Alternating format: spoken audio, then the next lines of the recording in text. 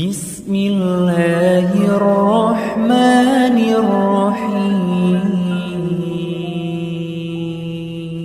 Makanya taubat dan istighfar termasuk salah satu amalan yang membuat syaitan kesal. Kan digoda syaitan kan? Proses syaitan menggoda kita sebentar atau lama? Ya lama sampai kita jatuh dalam dosa. Digoda sampai syaitan, subhanallah, syaitan salah satu makhluk yang tidak pernah putus asa. Beda sama manusia sekarang. Sebentar aja berusaha sedikit putus asa. Gagal, tidak berhasil. Kalau syaitan menggoda kita sampai titik terakhir nafas ruh keluar, baru dia berhenti. Tak akan berhenti menggoda manusia sampai dia meninggal. Tapi apa yang membuat syaitan kesal? Habis dia sudah berkali-kali berupaya, bertahun-tahun membuat kita jatuh dalam dosa, dia merasa diri bangga dan senang karena berhasil menggoda manusia. Tapi begitu manusia sadar dan ingat Allah, malu, beristighfar dan taubat, kata Allah, aku ampuni semua dosamu. Kata syaitan, capek deh.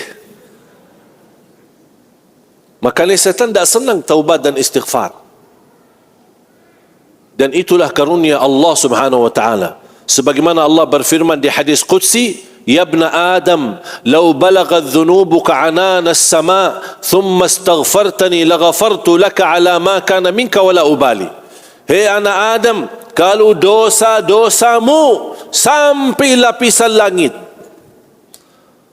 Mohon maaf, kalau kumpulkan semua dosa manusia, belum tentu sampai ke lapisan langit. Apalagi dosa satu orang. Tak mungkin bisa sampai.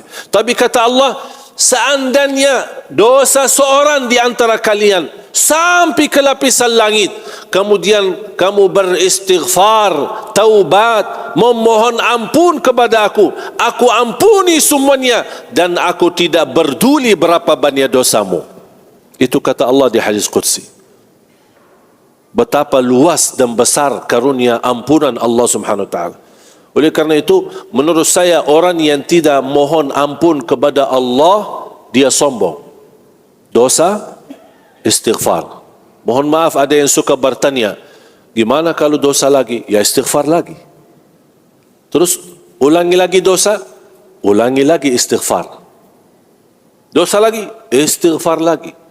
Selama anda tidak bosan beristighfar, Allah tidak bosan mengampuni dosamu. Wajar kita manusia mohon maaf dosa. Besok dosa, lusa dosa, dosa lagi, dan tidak akan berhenti. Jangan anda berfikir ada satu saat nanti insya-Allah saya akan jadi hamba yang tidak berdosa. Jangan harap. Itu malaikah, makhluk yang Allah ciptakan tidak boleh berdosa. Siapa? Malaikat. Kita harus berdosa. Dosa kadang-kadang kita menyakiti perasaan orang tua, tapi kita tidak sadar, membuat orang tua sakit hati. Itu dosa, walaupun kita tidak sadar. Tertulis di buku amal kita dosa.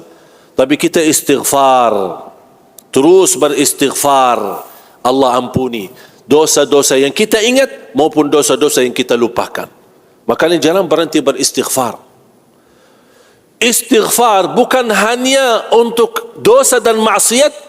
Dalam ibadah pun kita tutupi dengan istighfar. Buat apa? Seandainya ada kekurangan dalam ibadah kami, ikhlas kami, khusyuk kami, ya Allah ampunilah. Makanya habis kita salat, bilang apa? Astaghfirullah. Ada orang bilang, kok istighfar? Memang kamu lagi dosa ya? Istighfar bukan untuk dosa saja. Ibadah pun butuh istighfar. Karena kita semua, tidak ada yang bisa sempurna ibadah. Sehebat apapun, tidak bisa sempurna ibadah. Mau dia ustaz, mau dia habib, mau dia siapa, tidak bisa sempurna ibadah. Manusia punya kemampuan terbatas. La yukallifullahu nafsan illa wus'ah. Makanya kekurangan kita tutupilah dengan istighfar.